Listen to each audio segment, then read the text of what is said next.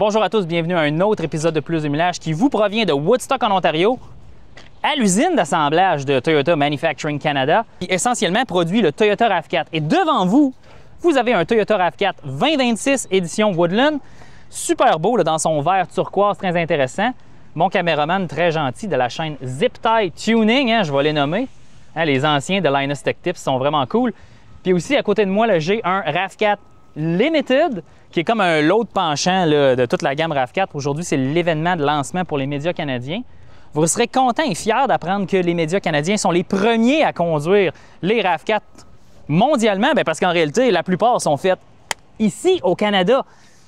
Toyota a assemblé 4 millions de RAV4 depuis que les RAV4 sont produits au Canada. Toyota a produit 11 millions de véhicules au Canada depuis qu'ils construisent des véhicules en 1988. Donc aujourd'hui, on va aller rapidement. On va faire le tour parce que c'est des véhicules de pré-production. On va aller sur la route, je vais vous parler des patentes aiguës, de la motorisation un peu, mais on va réserver les détails un petit peu plus précis lorsqu'on aura un véhicule de presse à la maison à Montréal. Allons-y. Donc, je viens toujours de sortir de la visite de l'usine de Toyota Motor Corporation, la Woodstock, qui est leur 3e usine d'assemblage de véhicules au Canada. Cette usine-là assemble exclusivement des RAV4 hybrides, puis présentement, sont dans le processus de changement de l'année modèle 2025, le modèle courant, vers le nouveau modèle que vous voyez ici, qui ont été assemblés dans le lieu que je vous mentionne. Devant nous, parce que la gamme du RAV4 pour 2026 a comme été modifiée. Maintenant, il y a comme 3 niveaux d'apparence visuelle.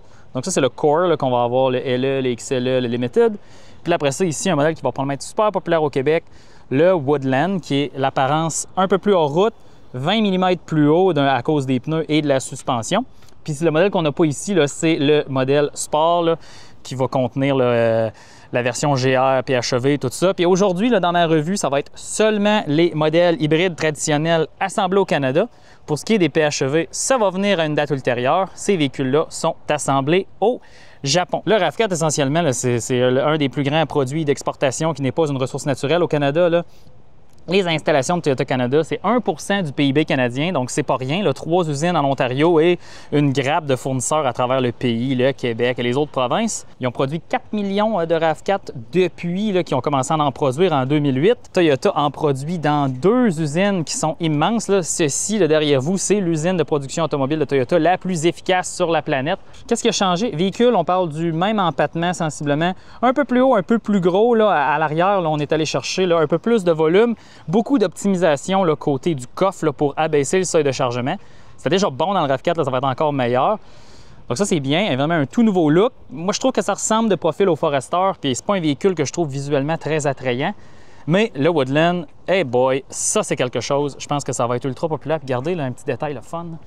On a même des petits feux comme ça, dans la grille directement. Puis aussi, pour cette toute nouvelle génération, peu importe le modèle Core ou le modèle plein air, sport, off-road, whatever, c'est une motorisation hybride, 2.5 litres Toyota, système motorisation hybride de 5e génération qu'on a déjà vu dans la Prius et la Camry. Donc là, on va chercher les raffinements et l'optimisation supplémentaire de ce côté-là. OK, donc on va faire un tour arrière et l'intérieur rapidement. Donc, comme vous voyez, seuil de chargement assez intéressant. Puis maintenant aussi, l'attelage remorque est installé en usine. 3500 livres maintenant sur la plupart des modèles, donc ça c'est très bien. C'est comme le Trail qu'on avait avant avec le refroidisseur de transmission. Puis là, dans Woodland, on est allé chercher, je pense, on est à 1170 litres de cargo. C'est quand même très bien, comme vous pouvez voir. Mais ça ne changera pas de la recette RAV4. Là, ce qu'on voit aussi, c'est une optimisation de ce côté-là. On va pouvoir charger quand même haut si vous décidez d'obstruer votre vision à l'arrière, mais quand même. Là, parlons de design. Regardez, ça, je pense que c'est mon plus bel aspect du RAV4. C'est vraiment la signature lumineuse à l'arrière. Piano noir, RAV4 écrit en gros. J'aime beaucoup, dans le fond, tous ces petits détails-là dans le feu arrière. C'est très bien. Puis je vais vous montrer le profil. Quand même, on va aller chercher une petite courbe aérodynamique à la fin. On n'a pas voulu me dire le coefficient de traînée, ni l'air frontal, mais dans le fond, l'efficacité est meilleure. Donc, tant mieux. Et là, on va aller voir les places arrière. Ça n'a pas vraiment changé, ça va rester un RAV4 sur la plateforme TNGA. Puis évidemment, quand on aura un véhicule de presse, je vais aller beaucoup plus dans les détails. Aujourd'hui, ce que je veux, c'est vous donner la primeur, que vous puissiez voir le véhicule. Puis après ça, on ira dans le détail, dans la revue traditionnelle de ce véhicule-là, que ce soit moi ou Gabriel qui l'a produit. Et là, c'est un véhicule de pré-production. Regardez, c'est écrit ici. Donc, même si je fais ça comme ça, puis je dis que c'est pas bon, ben, vois-tu, surface moussée de pré-production, surface moussée de pré-production, surface moussée de pré-production et plastique.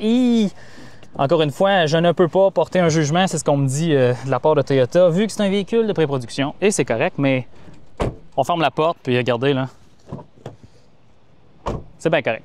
OK, côté intérieur, on a une toute nouvelle planche de bord, puis là aussi, on a une nouvelle solution logicielle dans ce véhicule-là là, qui s'appelle Woven, Arine. Il va falloir que je vous l'écrive. Mais sinon, on va aller voir ça un peu plus en détail plus tard parce que là, je vais essayer de laisser les autres journalistes travailler. Ici, j'ai mes petites notes. Je vais tasser ça. Une fonction que je trouve super le fun parce que si on voit ça dans les véhicules Lexus, évidemment, c'est la console qui ouvre comme ça. Bon, ça, c'était la surprise que je voulais vous faire. On peut enlever le couvercle et le tourner de côté. Mais en réalité, je voulais vous montrer, c'est qu'elle ouvre aussi de l'autre sens. Donc, c'est très, très, très polyvalent. Puis là, j'ai probablement pas assez de main pour l'enlever. Ah, bravo Alexandre. Clic, clic. La console. Puis malgré que c'est pré-production, c'est relativement facile à utiliser. On est maintenant à l'intérieur du véhicule.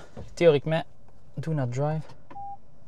Parfait. La beauté des véhicules hybrides, c'est qu'il ne fera pas de bruit quand je vais le démarrer. Le véhicule est sur... Donc, je vais juste vous montrer la présentation rapide de la nouvelle interface. Donc, ça, c'est les nouveaux tableaux de bord Toyota qu'on peut configurer. Ça, c'est ça, je pense que c'est ma représentation favorite, là, avec les deux compteurs. On peut encore configurer tout ce que vous voulez. Dans la revue principale, on ira dans les détails. Sinon, ici, nouvel écran d'infodivertissement avec leur nouvelle suite logicielle qu'on peut complètement configurer. Avant, on n'avait pas de page d'accueil dans les interfaces Toyota. Puis comme vous remarquez, là, hein, on dirait qu'on est on est plus chez Toyota. C'est doux, ça fonctionne bien. Système de climatisation, on appuie, clic, clic. Hey, c'est quelque chose. C'est assez vite. Ça, j'en discutais là, avec Antoine Joubert. C'est avec lui que j'ai été jumelé aujourd'hui. Puis ça, là-dessus, là, ça s'est réellement amélioré, mais à part de ça, c'est assez austère à l'intérieur du véhicule. Je vous dirais que la version Trail, excusez-moi, la version Woodland, là, avec les petits coloris ici, ça l'aide, mais ça reste relativement gris comme la météo ontarienne aujourd'hui. Mais ça, c'est le bienvenu. La solution de navigation que habituellement que Toyota, c'était très c'était archaïque. Ici, ça fait bien du sens. Honnêtement, j'ai rien à dire. Ça va être intéressant de voir dans les prochaines générations de véhicules Toyota, lorsqu'ils vont, mettons, un BZ avec ce système-là, si ça existe. Est-ce qu'on va avoir planification de trajet intégrée? Puis ça va-tu être bien? Là? Je ne l'ai pas encore vu, ça. Sinon, planche de bord. Évidemment, hein, Drive Mode, mode EV comme n'importe quel hybride Toyota. Vous avez la boutonnerie ici, vous pouvez changer votre mode de conduite. Dans le Woodland, on a un levier de vitesse normal. Puis là, on va aller dans les méthodes de l'autre côté. Vous allez voir, c'est un levier de vitesse complètement différent. Aucune idée pourquoi Toyota fait ça. Puis dans le Woodland, j'aime beaucoup que les sièges, on a ajouté des petits détails comme ça là, sur le cuir synthétique. Mais à l'intérieur, autre que là, on devrait passer beaucoup de temps là-dedans et là-dedans. On a un nouveau volant, on a des boutons, mais à la fin, on s'assoit là-dedans, on est dans un véhicule Toyota, ça ne change pas grand-chose. Ce que je peux vous dire, c'est que la visibilité autour du véhicule a été améliorée. On a fait comme 3 heures de route avant d'arriver à l'usine, puis c'était super, rien à dire de ce côté. On est dans les méthodes, voici ce que je vous disais, là, on est dans un levier de vitesse un peu plus moderne, là, avec une petite palette ici. C'est un véhicule plus équipé, là, stationnement automatique, tout ça, mais à la fin, ça ne change rien que vous ayez un levier de vitesse normal. Ma partie préférée maintenant, vous savez, c'est sous le capot. Est-ce que vous êtes prêt à gager qu'il va y avoir un V?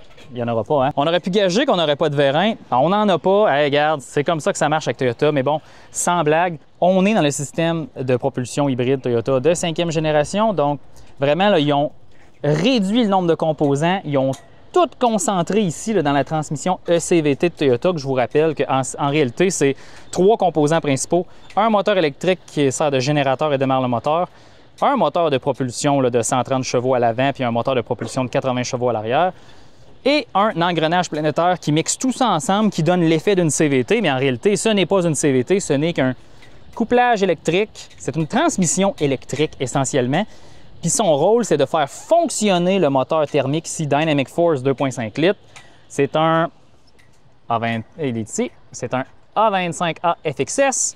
Bien, ce moteur-là, le but, là, avec 42 d'efficacité thermodynamique, le but là, de la transmission à CVT, c'est que lorsque tu as besoin de la propulsion thermique, bien, il va aller porter le moteur là, à son régime optimal, la load optimale pour être à 42 % d'efficacité thermodynamique. Qu'est-ce que ça veut dire, ça? C'est que 42 % de l'essence qui passe dans le moteur va réellement faire tourner les roues. Dans un véhicule thermique normal, on est plus autour de 30-33 %. Donc, un bon gain d'efficacité, mais oui, véhicule électrique, on est plus là, dans le 80 à 90 % d'efficacité totale. Aussi, puissance combinée du système en chevaux, on parle de 236 chevaux. Puis, je l'ai essayé sur la route. C'était quand même correct là, pour dépasser, ça fait du sens, mais c'est pas le véhicule le plus sport du siècle. Évidemment, on aura une version GR, le PHEV, ça va être intéressant de voir. Puis ce que Toyota nous a expliqué, c'est intéressant, c'est que tout le pare-choc avant avec la grille, là, tête de marteau, hammerhead, bien, à cette heure, c'est tout injecté d'un seul coup dans un moulage plastique. Donc, c'est très intéressant. Là, avant, ça, c'est un composant à part. Bien, là, c'est tout intégré. Fait qu'eux, ils sauvent du temps de production, donc ils peuvent en produire plus. Puis théoriquement, on devrait en avoir plus, mais bon, on verra. Pour ce qui est de l'efficacité de ce véhicule-là, là, en version Core, qu'il appelle, là, donc LE, XLE, puis je pense Limited, on parle d'une consommation combinée de 5,3 litres au 100, ce qui est excellent. Puis on va être un petit peu plus haut avec les versions Woodland et Sport. Les roues sont différentes, évidemment, là, je vais vous le montrer. On a des pneus hors route sur celui-là. Donc c'est logique, mais à 5,3, on s'entend que c'est pas mal excellent. Là, c'est dans ce qui se fait de mieux. Donc, je m'attends à ce que ce soit une gamme de véhicules qui va être très, très populaire. Je n'ai pas les prix pour vous. Ça sera une date ultérieure lorsque le véhicule sera là, prêt des concessionnaires, là, prêt à livrer. Ça devrait être beaucoup plus vers le début là, de 2026, là, cet hiver, parce que la production pilote là, est en train d'être en cours là, dans cette usine dernier mois. Mais la vraie production, ça va pas mal plus être en janvier.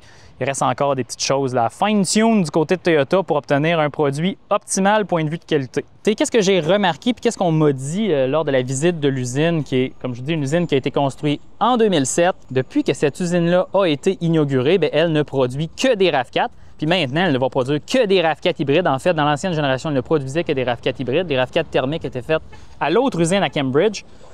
Essentiellement, qu'est-ce qui est intéressant, c'est que maintenant, la structure du véhicule, là, dans le fond, essentiellement, ce que je vais vous montrer, ce qui est... Essentiellement, qui est la tôle qui tient toute la vaisselle en dessous de nous.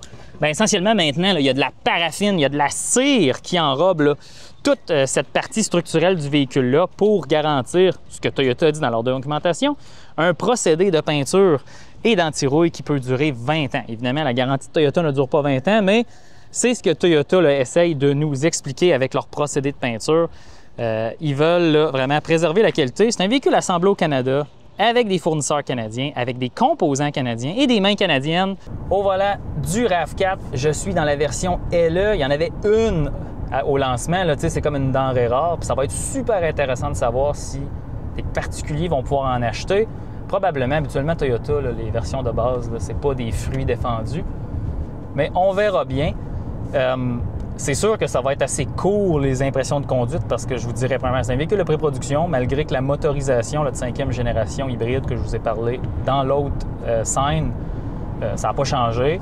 On a 236 chevaux, puissance combinée, moteur à l'avant, moteur à l'arrière. Donc, ça, c'est une affaire que j'apprécie d'un point de vue d'ingénierie des véhicules Toyota hybrides, c'est qu'en réalité, c'est assez simple d'un point de vue de composants. On a la transmission ECVT à l'avant, un moteur électrique à l'arrière, le câblage, et c'est tout. Là, évidemment, là, Toyota semble convaincu que les cable gates, c'est réglé. Convaincu, ils n'ont pas dit oui définitif, mais semble convaincu. Donc, ça devrait bien aller. Mais sinon, c'est pas mal ça. Et puis, l'expérience de conduite, je vous dirais, pour avoir conduit le RAV4 de Gabriel, qui est en 2013, ça ne compte pas, mais plusieurs RAV4 de génération courante actuelle, là, de location, des LE, des ci, des ça, beaucoup moins bruyant. Ils ont ajouté énormément là, de mousse isolante là, dans le véhicule. Puis la caisse est plus rigide. Là, ça l'aide aussi d'un point de vue des petites vibrations résiduelles qui restent là, du côté là, quand tu roules à plus haute vitesse.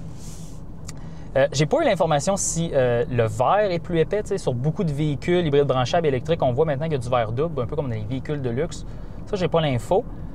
Mais sinon, c'est un comportement routier très RAV4. Là. Je veux dire, là, on entre sur l'autoroute 403 en Ontario. On sent du roulis jusqu'à 60 km/h. Évidemment, ça reste un RAV4. Mais je pense pas que cette nouvelle génération-là de RAV4, ça va vraiment être la révolution. Regardez, là, on est à fond. Ça drone, 120 km/h, voilà. Et on ralentit. T'sais, à la fin, c'est la même recette. Toyota ne changera pas sa recette. c'est ce que les gens veulent. Hein? Quand tu en vends 1,1 million par année, faut pas que tu sortes de ta traque, comme on dirait en bon québécois. Là aussi, on a des nouvelles aides à la conduite Toyota avancées. Là, je pense que c'est le Toyota Safety Sense de version 4. Donc, un suivi de voie. Ce que j'ai trouvé intéressant, suivi de voie, angle mort, régulateur de vitesse adaptatif, tout ça. Ce que j'aime, par contre, c'est que Toyota, maintenant, c'est capacitif, là, la détection des mains. Puis dans ce modèle-là, LE, on n'a pas de caméra qui nous regarde. Donc, tout l'avant-midi, je me faisais, au-dessous que je regarderais de côté, je me faisais crier après par le véhicule. Là, c'est plus le cas, fait que ça va être encore mieux. Fait que si j'avais à en acheter un, peut-être que je prendrais un LE qui va être la version de base avec des sièges en tissu. On va se réserver des impressions de conduite plus poussées. Lorsqu'on en aura un dans de la flotte de presse à la maison à Montréal, on va faire notre book habituel. Mais à la fin, là, rapidement, en 5 minutes, là, après l'avoir conduit un avant-midi, la recette ne change pas. Le véhicule est plus raffiné, le véhicule est plus efficace. Est-ce que Toyota va en vendre des tonnes? Probablement. La prochaine question, ça va être à voir le prix de vente. Espérons qu'il va être dans les mêmes eaux là, que le RAV4 hybride actuel. Puis là, ça, on va savoir ça plus proche du lancement. On est à la fin de ma journée, mais il y a quelque chose que je ne vous ai pas montré à Woodstock, en Ontario. J'avais des bagages dans le fond du véhicule, fait que là, j'ai pas soulevé ceci. Donc, qu'est-ce qu'on remarque? On a un pneu de secours, c'est un plein diamètre, mais c'est pas un full size comme on dit. Et regardez qu'est-ce que mon collègue Thomas de Autopian a trouvé. Comme le Ioniq 9, on peut ranger le cache-bagages dans le trou. Toyota n'a même pas mentionné ça. Ça, c'est super. Donc, moi, si j'en avais un, il se resterait là à vie. Et aussi, le clou du spectacle, comme tout bon véhicule utilitaire sport, c'est est-ce que c'est plat? La question est répondue, c'est très plat. Bravo Toyota. Et nous voici maintenant à la conclusion de notre événement de lancement du RAV4 2026. Nouvelle génération, quand même sur la même plateforme. Qu'est-ce qu'on a à retenir de ce lancement? Super important. Évidemment, c'est la voiture la plus vendue au monde. C'est le deuxième véhicule le plus vendu au Canada après le F-150. Et c'est extrêmement populaire. Pourquoi? Bien parce que c'est un véhicule qui fait à peu près tout. Et évidemment, c'est quoi le défaut d'un véhicule comme ça qui fait à peu près tout? C'est que c'est sûr que l'agrément de conduite, le luxe, certaines fonctions, l'exclusivité, le design avant-gardiste, bien ça va peut-être plus laissé de côté.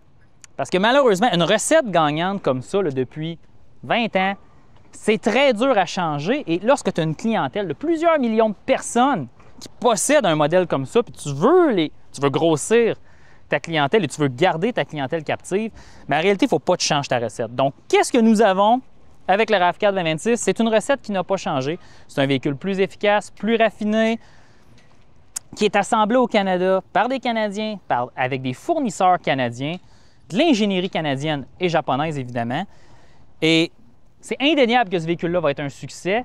Il y a certaines choses qui vont être super importantes à suivre avec ce véhicule-là. Ça va être la disponibilité. Est-ce que ça va être suffisant? Et aussi, lorsque le modèle PHEV va arriver sur nos routes, la disponibilité de ce véhicule-là. C'était Alexandre pour Plus de Millage, en direct de l'Ontario, chez Toyota.